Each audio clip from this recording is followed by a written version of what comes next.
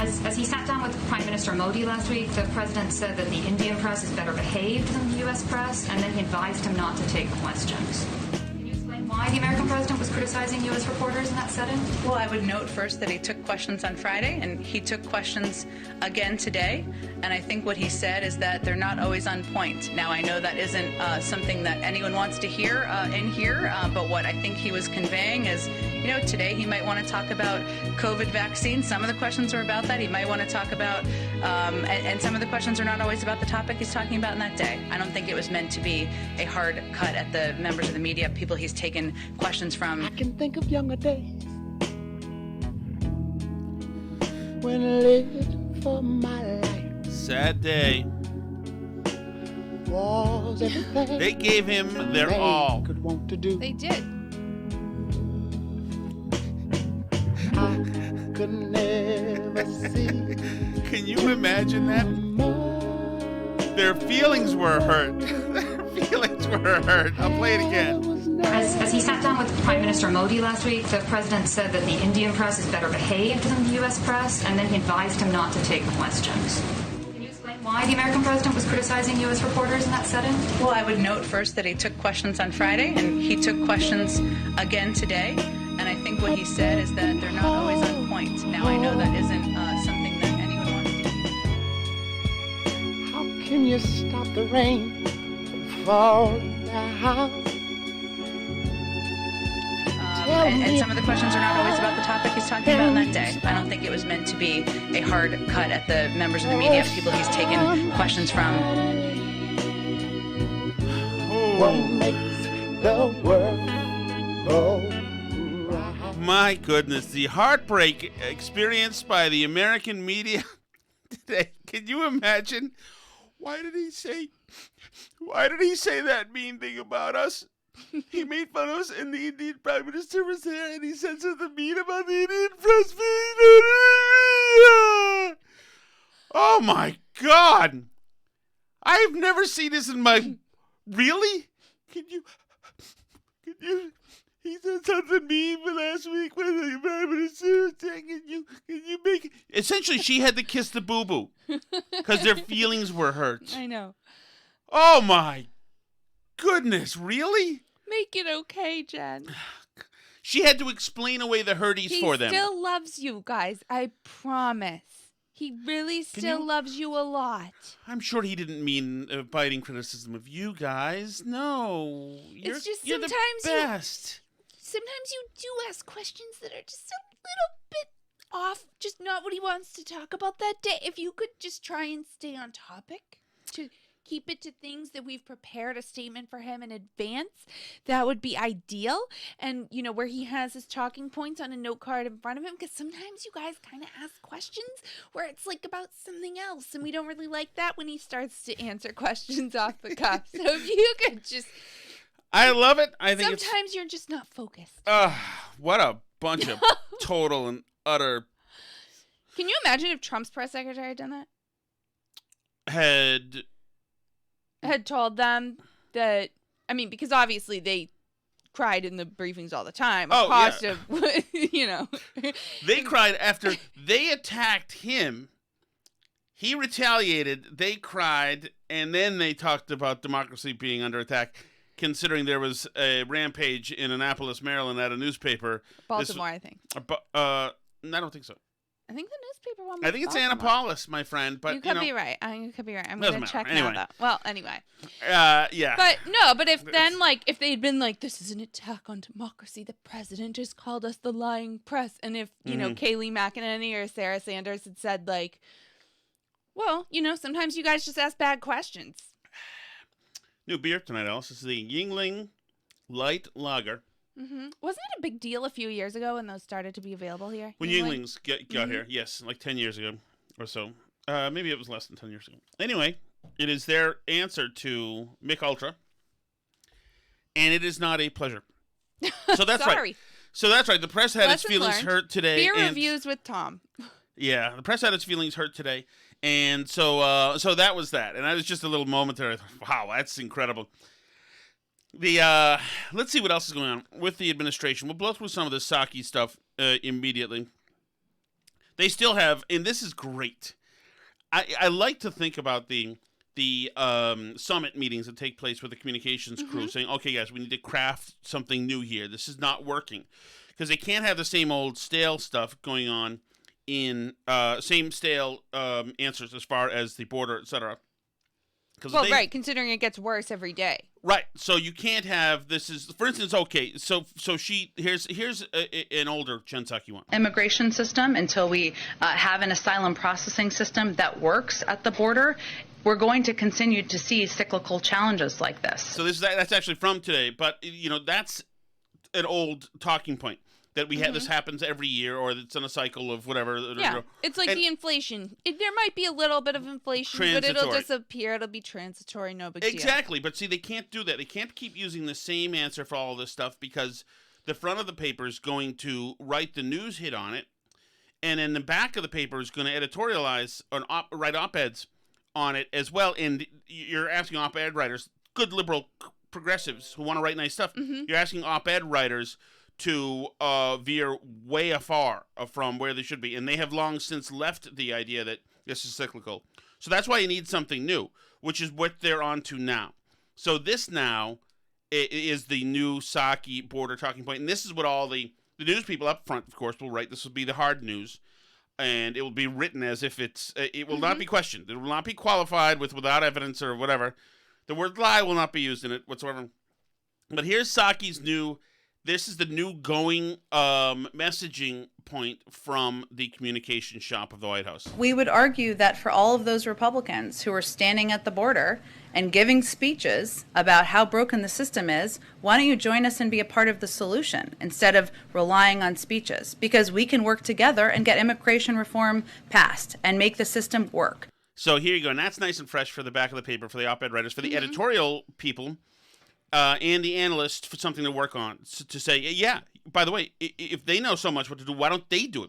If Republicans critics jump on TV and criticize as if this is a new concept, why don't they handle it? Of course, that's immensely absurd because it's not their administration. He won, they didn't win. Well, it also relies on people having a memory that's shorter than 1 year ago because these problems were not happening under Trump. So it hopes that the American people just forgot that immigration wasn't a problem under Trump because he had the border under control and didn't invite the whole world to come here until, their root causes were all sorted out wherever they're from. Yeah, but it's also just ridiculous that you would ask, you're so out of answers, then you say, it was like when Obama used to do that from the press room. What would you do?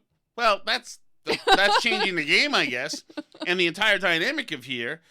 Well, since you're the president and you have the House and the Senate, maybe you should think of something. Well, and you ran on this. You ran on doing it better. We were building back better. So many different ways, etc. Oh, walls are so stupid. But I think the problem is now, one, they have to get away from blaming stuff on the Border Patrol. Two, the Border Patrol hates the administration.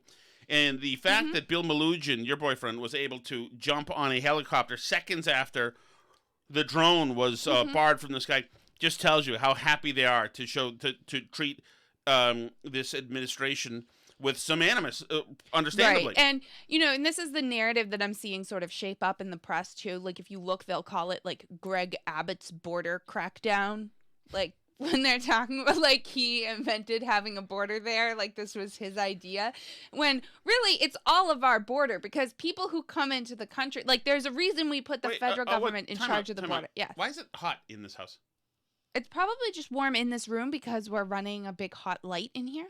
What about that baby up there? Can't that shoot cold air here? Probably. Do you want to go out in the room? I don't want to trip over all the wires going out, but you can go out in the hall and turn the temperature down a few notches in the hallway, and then click on. And then it'll click on. Okay. Yeah. So but I'll just tell about the border for a second. But so this is the narrative that I'm starting to see in the media, is that the border is somehow Greg Abbott's fault, that what we're seeing here and the bad images and all the stuff and the reasons why the immigration jails are overflowing and we can't issue people a notice to appear in court anymore. We have to issue them a notice to report to immigration within 60 days, which is completely unenforceable and nobody actually follows.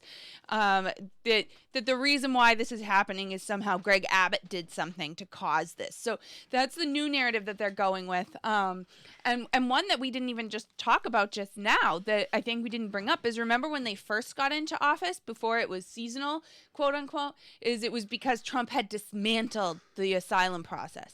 It had been dismantled. He had gotten rid of all the border people so that they weren't able to control the border because he dismantled it. So that was, first it was Trump's fault, then it was just seasonal, and then when it kept growing, it was root causes, and then now it kept growing, and now it's a huge issue, and they're just floundering at this point. So now it's, oh yeah, well, what are you going to do about it? And it's Greg Abbott's border now. It's apparently the Texas border, but not the United States border now. And this is really just another, these new not talking points, but these new almost messaging projects are all desperate retrenchments.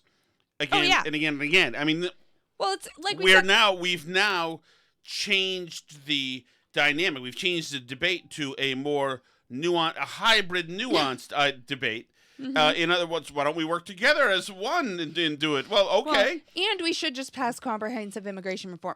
Oh, okay. It is. Now we should, now that you've screwed up the border beyond all recognition, and we no longer have any functioning immigration system at all, now that we're just bringing in tens of thousands of people from, not just from Mexico, not just from the Northern Triangle, but really just like anywhere in the world. Yes, now that we've tens of thousands of people just pour in, and we tell them, maybe report back to immigration if you get a chance. Yes, now that we've tried immigration with a teaspoon of progressive DNA and woke fervor.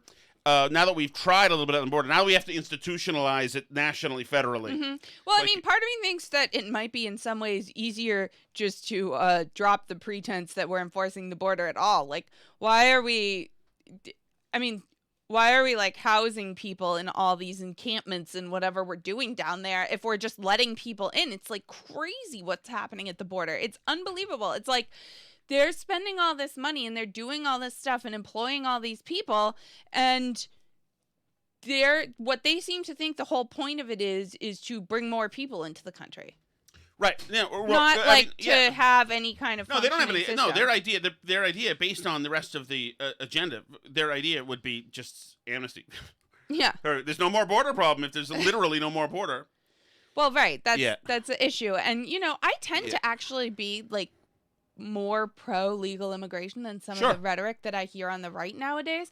And my view kind of is like, anyone who's not a criminal, a terrorist, or has a disease, like, as long as we have we don't have to support you on welfare for the first 5 years or something, like, I'm all for that. Like, well, that's great. We need to have borders, so else.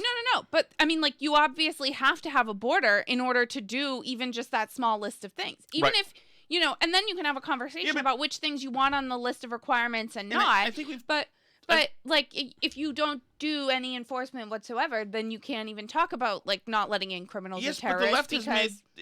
But the left has made the idea of any kind of enforcement at all,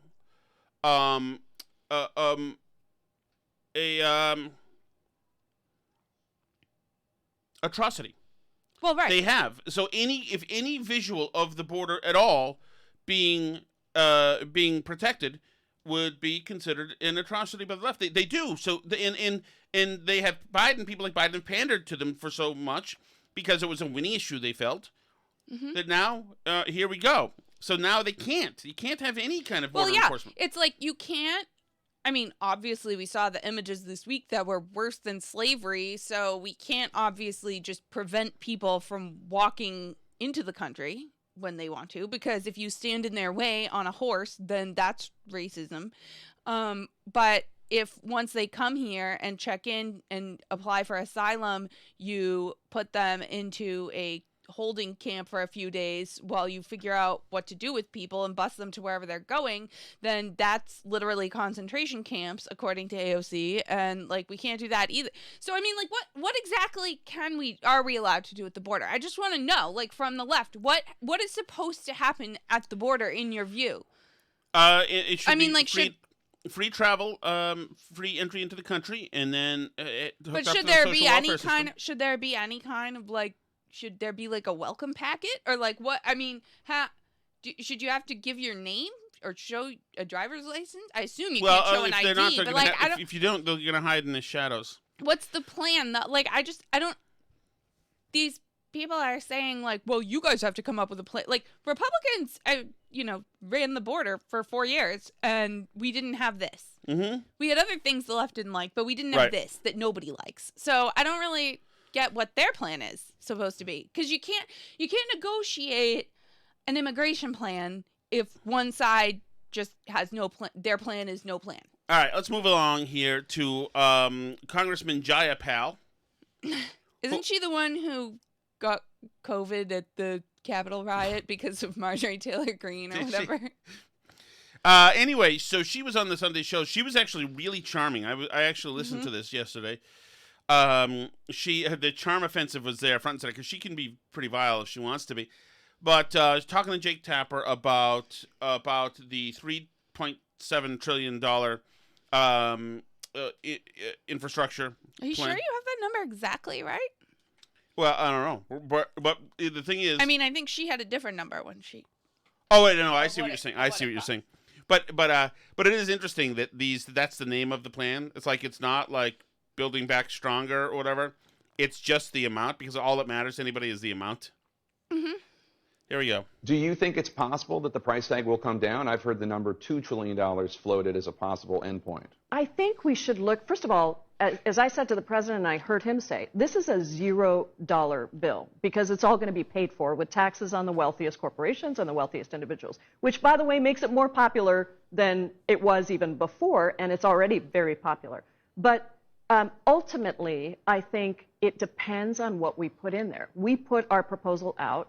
It cost $3.5 trillion when you add everything up. Right. But if somebody wants to take something out, we need to hear what that is. I don't know what the alternative proposal is. So the meat of that is that front. When she says it's a $0 bill. Yeah. In other words, they're all paid for. It's a $0 right. infrastructure it's paid proposal. for because they're going to tax the bleep out of everybody. So that is a classic, and that's old Democrat. That's a classic Democratic diversionary line. Right. It's paid for because you're we going to raise use taxes. taxes to offset it. So you're taking away the income of Americans. It's not that shows me right there that it's not paid for. It doesn't cost me anything in the government. Yeah, it's paid for. I mean, I appreciate that there's actually an offset, like on the ledger somewhere, that somebody's bothered to do that. That's great. But unfortunately, that line item is attached to Tom Shattuck and Burn Barrel listeners right now. Yeah, that's us. It's free. We're going to send you a bill. Okay, good. Thank you. Yeah, all balanced up. I mean, do they not understand? So I've seen a bunch of argument about this on Twitter, because obviously all the lefties are like, do you guys not understand the difference between gross cost and net cost? Obviously, it's net after like the taxes that are raised, then it's net $0. Well, yeah, but what's important isn't necessarily does it add to the deficit or the debt. The point is that it's charging people money that you weren't going to tax them before. That's what people feel, right? Like, it's like when the Democrats walked around saying Trump's tax cut cost X amount of money. Tax cuts don't cost anything. Right. That's a great Democratic trope. It's just the government doesn't take your money. But yeah, net to the government, it costs money to do a tax cut because they collect less of your money. But to you, a tax cut doesn't cost anything. That's a made up, invented thing.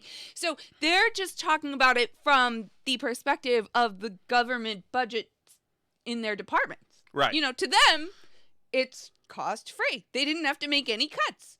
They didn't add to the debt, quote unquote, which is really, I think, most people have a very deep attachment to the national debt and deficit. I mean, like, if we've learned anything over the last 10 or so years from Obama and the Tea Party people saying that they cared about the deficit and the debt, like, nobody in either party gives a bleep about the deficit, the debt. They all grandstand about the debt ceiling. They all do this. They all do that.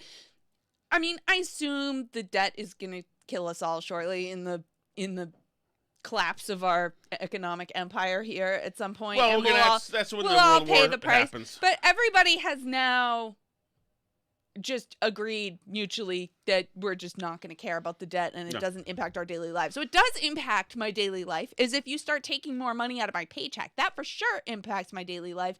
And if you stop taking so much money out of my paycheck, that does. So when you say a bill costs X or doesn't cost X, to the American people, what matters is how much spending you're doing. And you know, because the reason why we care about adding to the deficit and debt is because that's money that Americans are going to have to pay back sooner or later, in theory, right? So, you know, the whole thing, it just shows that they have zero conception of what people care about when they talk about the costs of things.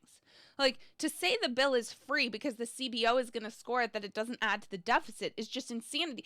And it probably, frankly, the CBO might not even be able to get it to zero with the taxes that they're proposing.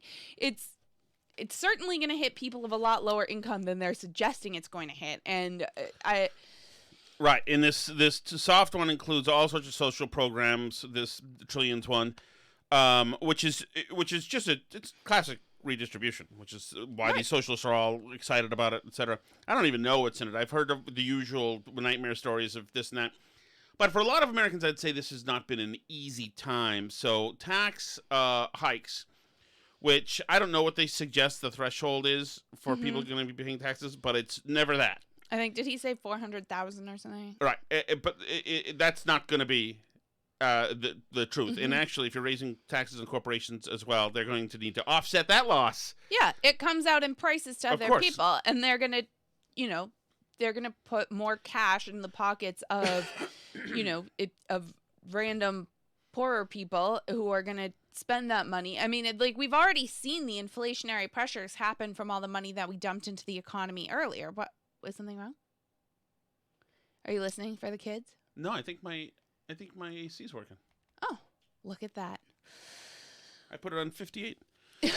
You did not. Is that a real number that it lets you go to? Yeah, I did it. I just kept going down. All right, so I want to bring you somewhere else, Alice. Do you mind? Okay. So, you know, last night I was watching the awards shows, as I do most Sundays. Mm-hmm. And Love that they're all in the fall now. yes, it was nice to see Olivia Rodrigo's breasts. That's right as our daughter gets into her first real, like, big pop star that she loves, she goes topless to an award show yesterday. And our daughter actually Topless is going is a slight exaggeration. Alice, I mean, I'm a guy. You're a woman. To you, that's anatomy. To a guy, that's the goods. Believe me, guys. Check there it out. was no areola. You know, Don't worry about nothing it. showed. Men can see through. No. You don't want to know the powers that men have. We have evolved, Alice, much more than we've ever told you people. But thankfully, our daughter said But that she thought the dress looked weird and she didn't like it. Okay, Alice. Okay, but the thing is that, you know, she's going as her this year, as Olivia Rodrigo looked like a couple years ago, when she was. And I actually didn't even like that one. That's the one's a little racy. But anyway, so now. I mean, she has stickers on her But here's face. the thing: it's like, is it? And I understand, Alice. Now that I think about it, you were dressed very inappropriately when we were first dating. But I mean, you were trying to bag the big man. You were big game hunting. I understand that you had to be. You had to compete. But you were also. I mean, I guess women want to be glamorous and seem beautiful. It's just what you want to do. I just have this. I don't know. And this goes for you. There's also a way to not show the world Your entire breast. right. There's a way to go out as well. And so, I mean, to me, it's just like it's using the free space in a bingo card. I mean, so that's how you're, in lieu of doing something else that's impressive. Whatever, fine. Use the free space. I'm fine. I'm cool with it. Dateline New York. This is Michael Rydell. You know who Michael Rydell is? He's a writer for the New York Post. Tony Awards slave play shocker. the story of diversity being behind big upset. There's going to be fury on Broadway tomorrow and a lot of sighing privately from the people who run the real show. The Great White Way has been under fire since Black Lives Matter for its supposed lack of diversity. There have been diversity initiatives, diversity committees, and a great deal of soul-searching about how to make theater more welcoming to minorities. And yet for all of that, the shock at the Tony Awards Sunday night was that The Inheritance, which is a play about a gay man of all ethnicities, beat out Slave Play, Jeremy O. Harris' sexually charged explosive play about the fundamental racism of America. With 12 nominations... Those both sound like really wonderful plays. But hold on. With 12 nominations, Slave Play was thought to be the... Wow, you racist. With 12 nominations... I just like plays that are about something and not a lecture about how we're fundamentally racist. Okay, racist. Can you give me some, please? With 12 nominations, Slave Play was thought to be the favorite. The New York Times loved it, as it does everything that reminds us of how racist America is supposed to be. Every time Jeremy O. Harris bought a new outfit, the Times wrote all about it. But behind the scenes, Broadway people were annoyed. To accuse them of being racist, exclusive, and elitist, not at them. The theater has been diverse and welcoming of everybody since its beginning. The Greeks started it, and most of them were bisexual. Shakespeare wrote sonnets to men and women. Joe Papp created Free Shakespeare in the Park so that every New Yorker, black, white, Hispanic, could be touched by the beauty of Shakespeare. Joe Papp was also the first champion of non-traditional casting. He cast whites, blacks, and Hispanics in Shakespeare, despite the bricks thrown at him by critics who thought only white actors could do those plays. And when young men were dying of AIDS in New York City in the early 80s, the only place that stepped up to help them was the theater. The theater created Broadway Cares, Equity Fights AIDS, to help people who were shunned by their families, who had no money, who would have died alone. Television in Hollywood pretended gay people did not exist at the time. Broadway took care of them. And before there was the great Jeremy O. Harris, there was a playwright called August Wilson, who wrote about the black experience in America. Fences, The Piano Lesson, Seven Guitars, all of them were produced on Broadway. Not in the movies, not on TV, but in the theater. I'm glad Broadway celebrated its diversity last night, but the best moment was when the great Jennifer Holliday sang, "And I Am Telling You, I'm Not Going." It's from Dreamgirls, as you know, written by a couple of white guys, one of whom died of AIDS, directed by Michael Bennett, who died of AIDS and performed by a diverse cast in 1981. Don't tell me Broadway is behind the times. There you go. So, but the point that was made, and they actually talked about this in the Commentary magazine thing today.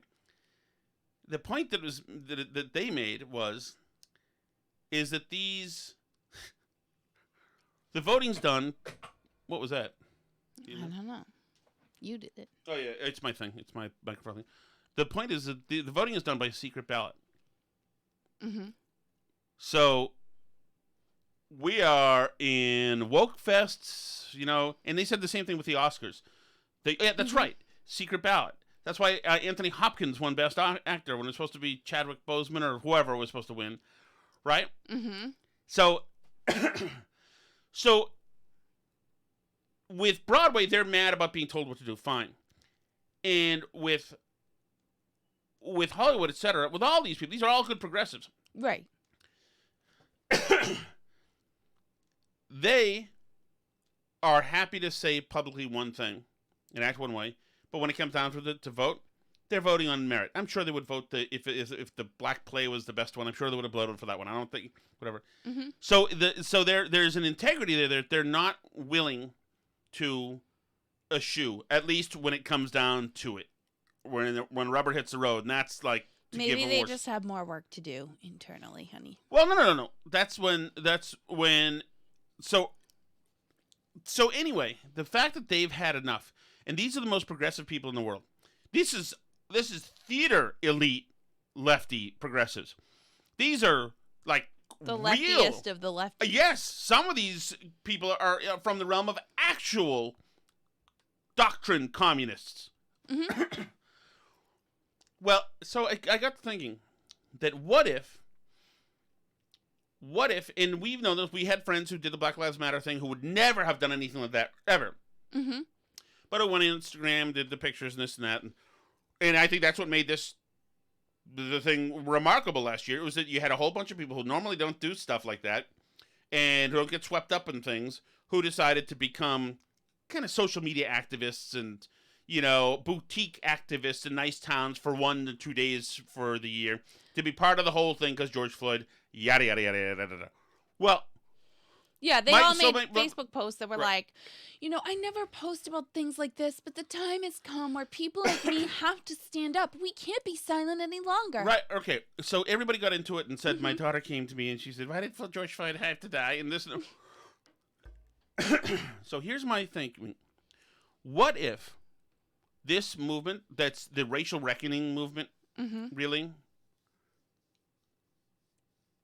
What if it literally, Alice, goes the way of disco?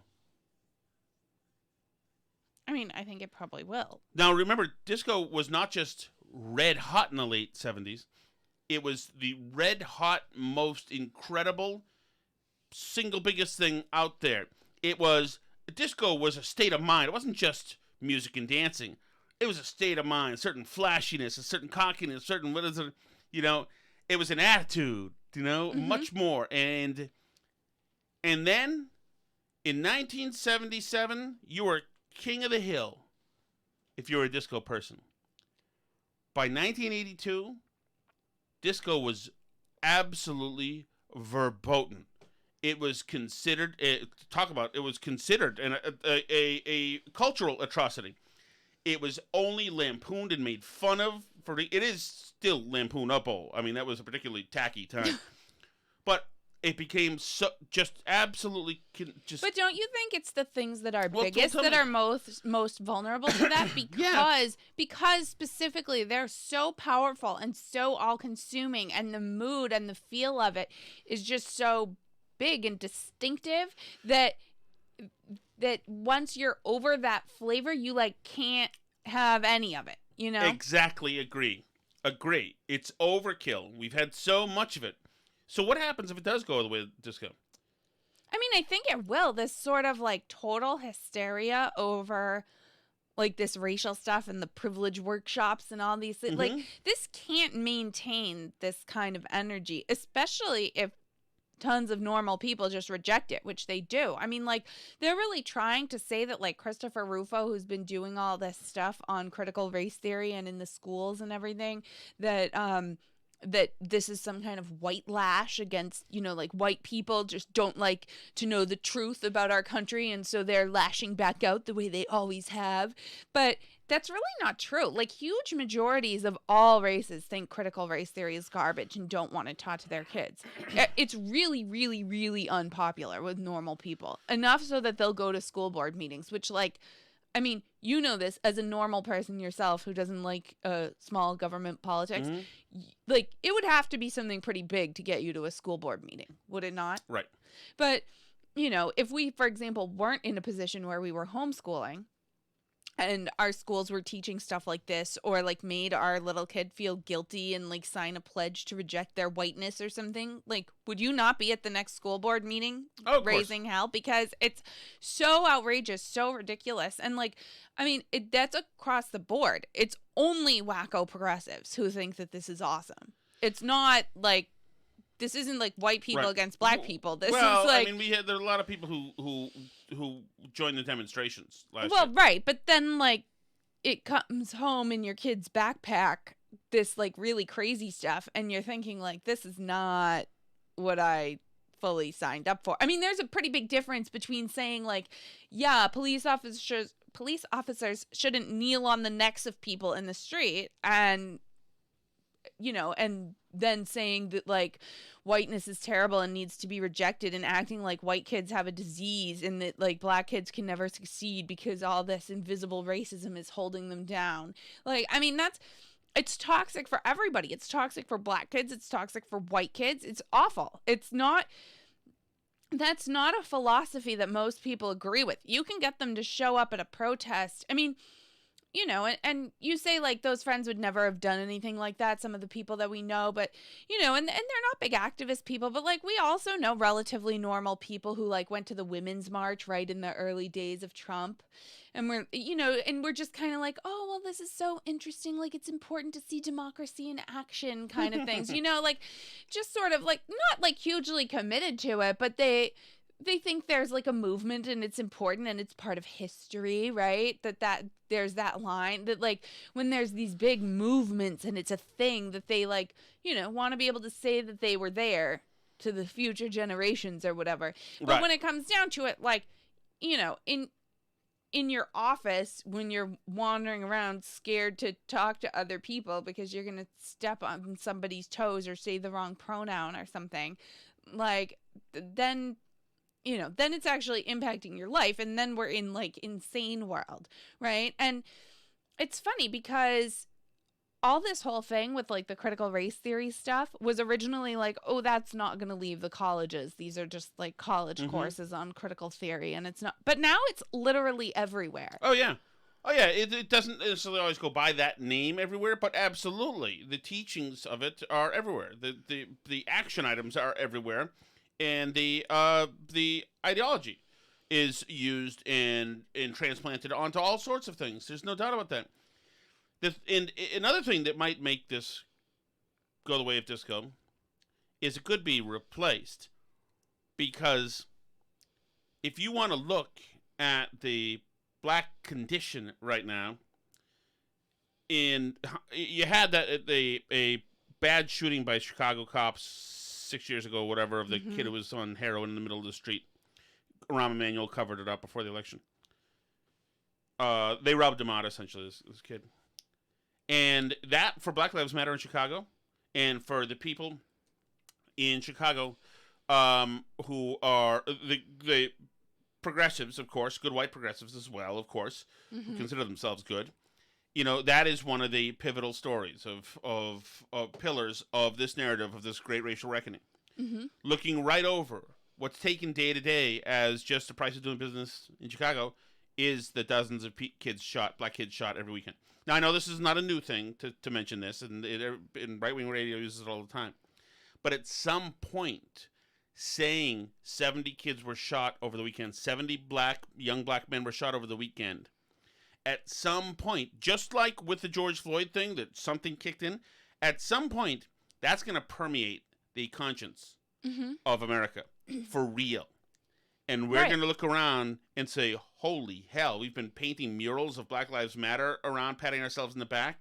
When we're letting this happen, when within the top 5 causes of young black men to die. And it's getting way worse. According to some studies, it's the number one. Is after accidents, is you're most likely to be murdered on the streets. Well, right, and it's getting worse, like, because we're defunding the police and the George Floyd protests, and the police have been, like, pulling back out of some of these neighborhoods because they're obviously not welcome there, and what's happening is, you know, the crime wave that's non-existent except for murder, largely because we've stopped prosecuting anything that we can pretend isn't happening, like, you know, shoplifting or car thefts or anything else, but, you know, the murders are rising, and they're not done rising, so it's going to be kind of interesting to see here, you know, how this plays out, because to real people, crime matters, you know, and in particular to Democratic voters, right?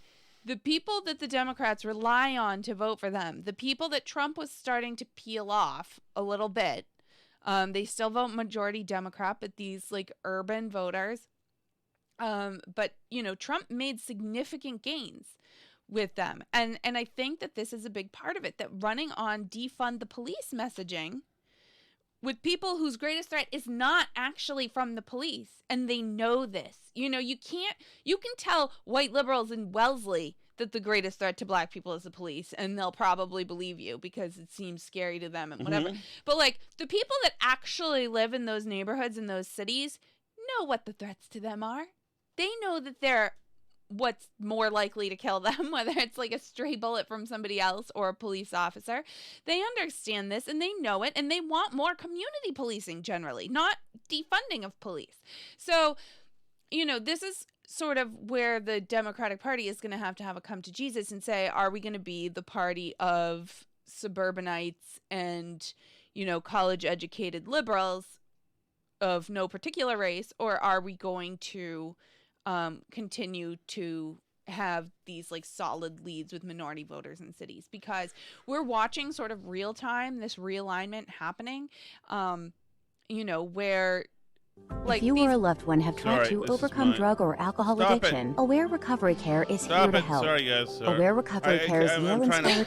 I'm trying to play you blue something. collar voters hadn't really gone for a Republican since like Reagan, right? The Reagan If you or a Democrats, loved the one blue have tried dog to Democrats, overcome drug or alcohol so called, and Trump really got those people, and it's not a big jump once you've got those working class union Democrats from the Midwest. It's not a big jump to imagine that you would start to get working class urban voters who just happen to have a different skin color, but probably have more culturally in common with, white working class people than they do with, a educated black college professor in terms of their experience of America and what they're feeling economically and culturally, and I think we're watching this realignment happen right now, and it'll be interesting to see the choices that the Democratic Party makes, but I think that you're right in terms of like this going the way of disco. Like, you've been following politics long enough to know that it's really, really hard to predict what the battles are going to be, even like at the next presidential election, even at the midterms, even in 2022, 1 year from now. It's really hard to predict the conversations we're going to be having and what's going to be driving people one way or the other in the polls. So this is what I wanted to play to you, and this is just back to to what we were talking about. In Hartford, where I do a radio show, this guy, Juan Garcia, was shot and killed in August. 17 years old. Shot and killed. His best friend is named Will. Let's see. Was named where is he? Waldemar Santiago. He was visiting his friends, the makeshift memorial for him last night. 16 years old. He was shot and killed. And this is his, I think this is his aunt. Back to death. The city not tired. The people not tired. Like, it's so sad. It's so sad. It's just so sad. We need to do better. This is the We need to do better. These young kids are not getting to sprout out to young, grown men. Kids are being left without brothers, fathers, moms are left without sons, aunts without nephews. This is so sad. That's all I have to say. It's so sad. It's just so sad. The city needs to do so much better. So right. So in what the city has done, they just had a emergency session of Congress, of the legislature, and the session was just about masking. Not about this. Not about right outside, about these kids being killed. We're going to look back at this and say, there's something too. The cops are not actually going in. The George Floyd things, that is not an epidemic. Cops, rethinking police, that's all make-believe, part of a this Black Lives Matter agenda item thing that was all set and ready, that hit pay dirt because people were stuck in their houses and saw the George Floyd video and felt particularly guilty at some points. There's nothing to that. That's built on vapor. There's something to this. Right. This is incredible. And maybe that's why people haven't done anything, because this actually is a big challenge. But the idea that you're allowed to have this happen in neighborhoods, that's just, I could either be, watching Paw Patrol or shopping for caskets for kids as a parent. Holy hell. And this is not the thing that's on front of mind for people. It's not a priority. It's effing crazy, and it's that's effing... that's always been a problem. Always been a problem with, even like if you look at the liberal focus on gun control, and that's been a thing for years. Remember there was the guy in Boston who had the billboard that always like had how many kids had been killed by guns and since whatever year, a long time ago, so that it would be a more impressive number. But people see that number of like kids killed with guns and think it's like all Columbines or Newtown, Connecticut's or whatever. And it's not. No. The vast majority of kids who are killed by guns are kids who are killed by illegal guns in urban environments, either accidentally or, in crossfire or whatever. Right. And so, but it's really hard to get liberals to care about that because that's a problem that's so divorced from their everyday experience of life that they have a lot of trouble like envisioning that as a horrific thing. This like slow drip, drip, drip of like minority kids dying that doesn't really like cross their radar. But, like Newtown, Connecticut, that's like, oh my gosh, we have to do something. And then they turn to the numbers and they go, look how many kids. Well, most of them weren't like that. So it's always been this sort of tension of liberals wanting to deal with like one type of problem of gun control that's like not the actual problem. And It's the same thing. It's like, oh, we really want to deal with like all the urban young black men who are dying unnecessarily, but not the ones that's like 80% of them. We're not those ones. We don't need that. Like that's no. No, until we've done juvenile justice reform. We have decided to not deal with men. We've disengaged. We've asked police to disengage.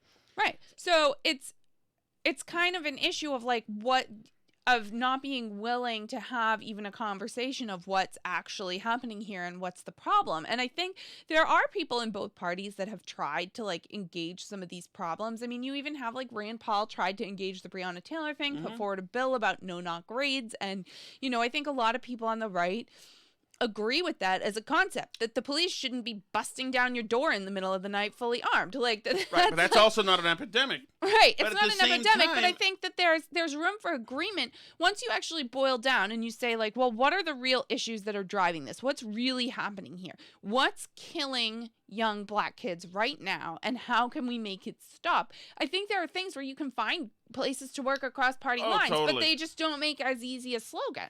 Well, right. And so my concern is this, is that at a time when we could resolve, both parties resolve to tackle this actual existential tragedy of these kids being wiped out and having murder and homicide as part of their lives and having, in some cases, afraid to snitch so that they know, the moms know the kid who shot her son to death and the kid is free and lives 6 houses down and has to deal with that, walk past them at the grocery store. The fact, that's this nightmare. My concern is that at a time when we could be really getting together to really try to do something difficult, it would be difficult to do, but to try to eradicate the crime problem in these neighborhoods that's picking off young boys and infants and everybody else. And props to My Trump, honestly. My problem is that we may, at a time we could be doing that the black inner city experience may be going the way of disco. Because we blew our wad with the horse shit from surrounding the George Floyd stuff. And that's even more of a tragedy. Right. Because it's just out of vogue now. Right. We spent our energy that we had for caring about urban black youth on something made up. So now when we're on to the next thing, we're done with that. We renamed streets. We forgot about on our Instagram. You've got pictures there. We did all the performative stuff. Yep, all good. And, Well, and props to Trump for doing criminal justice reform, because that was not an easy thing to do and not necessarily like his party's first priority of something to get out there and do when he still had political capital. And, he actually got it done in a bipartisan way. And that is something that I think that there are places in criminal justice reform that can actually work across party lines and make sense and actually help solve some of the problems. Places in it, right? So like, for example, if we're talking about the fact that lots of black kids grow up without dads in the house, right? And that, like, if there are dads that are in jail for something 40 years ago that was nonviolent, like, maybe we can get them out of jail so that they can go raise their kids and, hopefully prevent another generation from ending up in jail. Like, I think there's truth to that, because clearly, something that we're seeing is that families matter, parents matter, moms and dads matter, and to boys, especially dads matter. So, that's something, and that's something that we need to talk about as a society. But these are complicated problems to solve. They're not like simply one and done, and they're certainly not solved by, white people sitting around and navel gazing and oh, there we go. There we go. Thank you. Thank you.